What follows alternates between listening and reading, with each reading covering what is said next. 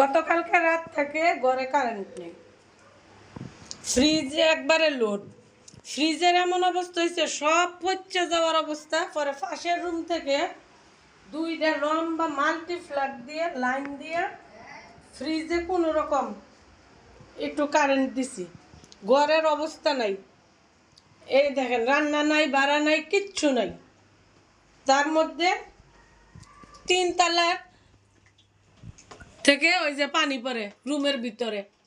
বাসায় এসে দেখি পানিতে আমার একদম সব বিছনা টিছনা ভিজিয়া অবস্থা খুবই খারাপ। এই দেখেন, এখনো পানি পড়তেছে। এই হলো পরিস্থিতি। এগুলা কত ভালো কপাল আমার। এই দেখেন, ঘরের সব ভিজে গেছে গা।